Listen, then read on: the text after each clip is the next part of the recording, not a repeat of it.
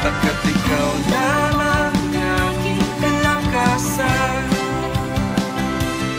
sa piling mo tagumpay ko'y naranasan.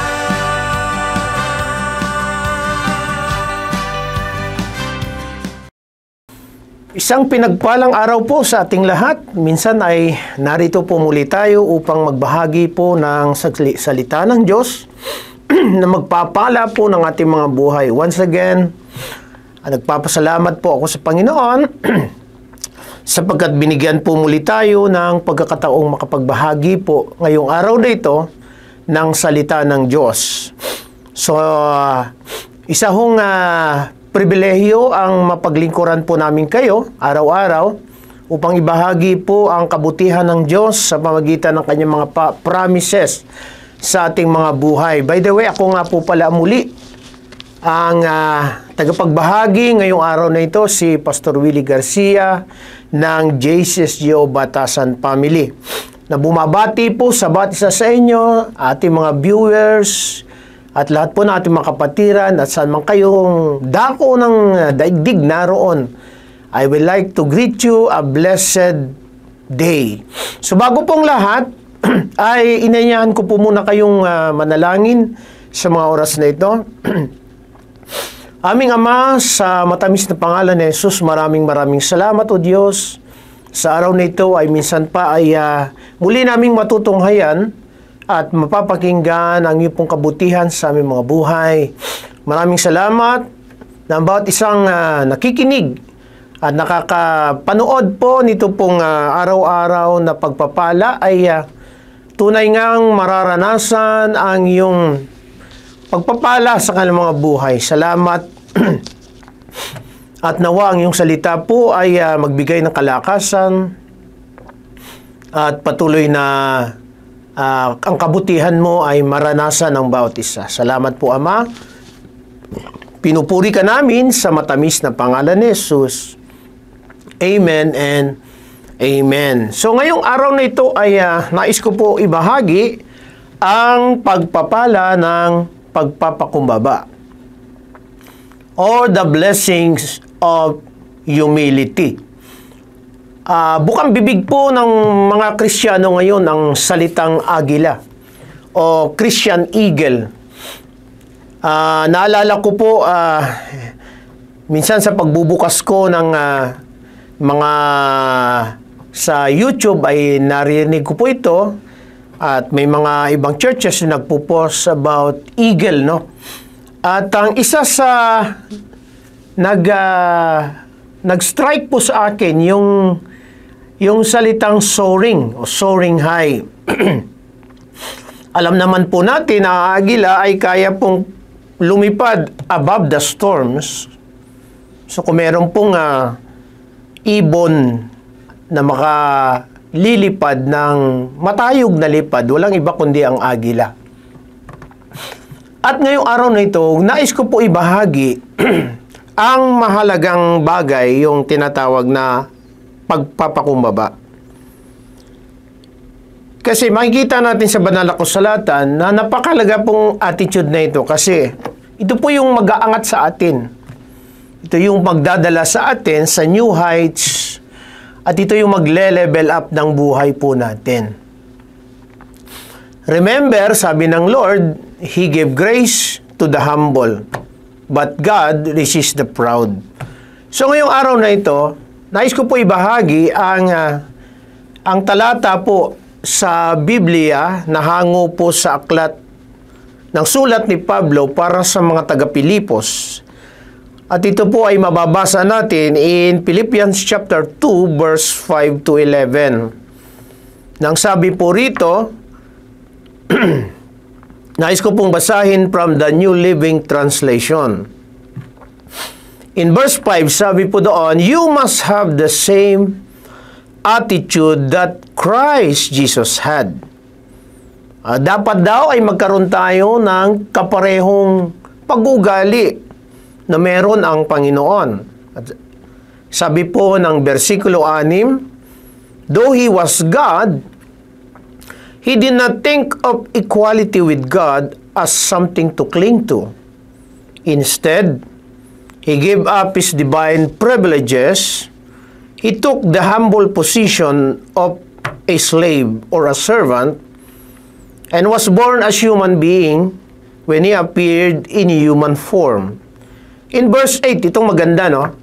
Bagamat siya'y Diyos, nagkatawan tao, ang sabi po sa versikulo 8, He humbled Himself in obedience to God and died a criminal's death on the cross. Therefore, pagkatapos po niyang magpakumbaba at sumunod hanggang kamatayan, God elevated Him to the place of highest honor and gave Him the name above all other names, that the name of Jesus, every knee should bow in heaven and on earth and under the earth, and every tongue declare that Jesus Christ is Lord, to the glory of God the Father.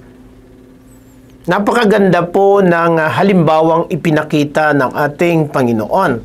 So kung meron man tayong modelo, imo-model, ay walang iba kundi ang ating Panginoong Yesus. In fact, ang sabi ni Paul, imitate me as I imitate Christ. At ang sabi niya roon, your attitude should be the same as our Lord Jesus Christ. So ano pong merong ugali ang Panginoon na makikita po natin sa talatang ito? Yung tinatawag pong humility o pagpapakumbaba o pagpapakababa. Kasi minsan iniisip ng tao pag nagpapakumbaba ka ay parang kawalan. Ano? But no. Napakaraming talata sa Bible na nagsasabi na kapag ikaw ay humble person, ay maraming blessing po ito sa buhay natin. Ano ba ang ibinibigay o pagpapala ng pagpapakumbaba? O ano ang resulta ng taong resulta o natatanggap ng taong marunong magpakumbaba? By the way po, ang humility is an attitude. is an attitude na every believer must possess, no? Especially Christians. In Psalms 147 verse 6, sabi po rito, the Lord lifts up the meek, He casts the wicked down to the ground. Inaalalaya ng Panginoon ang maamo, Kanyang nilulugmok sa lupa ang masama. Ang liwanag po rito, the Lord lift up the meek. Itinataas niya ang mga mapagpakumbaba. Pangalawa, in James 4 verse 6, He give grace to the humble. God resists the proud but give grace to the humble. Siya nagbibigay ng lalong biyaya, kaya sinasabi ng kasulatan, ang Diyos ay sumasalansang sa mga palalo, datapwat nagbibigay ng biyaya sa mga mapagpakumbaba. At sa aklat ng Lucas 14, talatang 11, sabi po dito, sapagkat ang bawat nagmamataas ay mabababa at ang nagpapakababa ay may tataas. In Proverbs 22 verse 4, by humility and fear of the Lord are riches, honor, and life. Ang kagantihan sa kapakabumbabaan, sa pagpapakumbaba, at ang pagkatakot sa Panginoon ay kayamanan, karangalan, at buhay. Now, ilan lamang itong mga talata sa Biblia na sinasabi po ng about humility o blessings of humility. Now, sa kabilang banda naman po, ang kabaliktaran ng humility ay pride, which is meron din namang consequences o negative result. So, the opposite of humility is pride. Yung kayabangan, na yung pala inisip natin na mataas tayo, mas mahalaga tayo, higit kaysa layunin ng Diyos.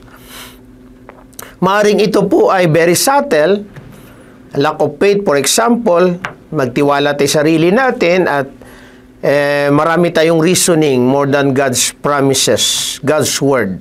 So pride is contrary to the mind of Christ. Hindi po ito yung kaisipan ng Diyos, na kung saan yung kaisipan ng Panginoon ay humility. That's why sabi ng Bible, if God resists the proud, pride is the root of much trouble and misery. Ang sabi po ng 2 Samuel 22:28, He will save the humble people, but your eyes are on the haughty, that you may bring them down. When pride comes, then comes shame, but with the humble is wisdom. Proverbs 11, verse 12. Yamang ang pagpapakumbaba o humility ay isang pag-uugali. Ito ho ang magdadala sa atin sa isang mataas na level, o ito yung mag-aangat sa atin. May kasabihan na nagsasabi, ito po ay binanggit po at isinulat sa aklat ni Ziegler, a Christian author, na sabi niya, your attitude will determine your altitude. Yung pag-uugali raw natin, ayan ang magdadala sa atin sa mataas na antas ng ating pamumuhay o yung mag-aangat sa atin. Now, tandaan po natin na ang pag-angat ay trabaho ng Diyos at ang trabaho natin ay magpakumbaba. Kaya napakalaga yung attitude na ito. In 1 Peter 5 verse 6, sabi sa Bible, humble yourself therefore under the mighty hand of God, that He may exalt you in due time. Kaya kayo'y magpakababa sa ilalim ng kapangyarihan ng kamay ng Diyos upang kayo'y Kanyang itaas sa kapanahunan. Meron pong tamang panahon na kung saan itataas tayo ng Panginoon. At yan po ay kalooban talaga ng Lord. Mag-level up po tayo. We will soar to a new heights. Papailan lang tayo, kagaya ng isang agila. Pero, kailangan maayos po ang puso natin. Our attitude will determine our altitude. So ngayong araw na ito, mga magulang, mga kapatid, tandaan natin, ang Panginoon ay hindi nakatingin sa ating mga panlabas na buhay. Siya'y nakatingin palagi sa kalagayan ng ating mga puso. Sa tingin mo, kailangan mong lumapit sa Diyos. Lumapit po tayo na may kababaang loob. Amen. So tayo po ay manalangin. Lord, maraming salamat. Patuloy mong suriin ang puso namin, Lord. Kung anumang merong pagmamataas sa buhay namin, sa puso namin, ayan niyo po ito, Lord, ay isurrender po namin sa iyo. And give us a humble heart, a humble spirit, and give us a teachable heart. Tulungan mo kami, Lord, na sa aming buhay ay ikaw po ang maluluwalhati at hindi ang sino man. Hindi po kami, kundi ikaw po ang siyang maitaas. Maraming salamat, Lord. Buong puso kaming nagpapasakop sa iyong banal na kalooban sa mga oras na ito. Ito pong aming samot dalangin sa matamis na pangalan ni Jesus, ang lahat ay magsabi ng Amen. So mga magulang, mga kapatid, maraming salamat po sa inyo pong pagtunghay muli. Magkita-kita po muli tayo bukas. God bless you. To God be the glory.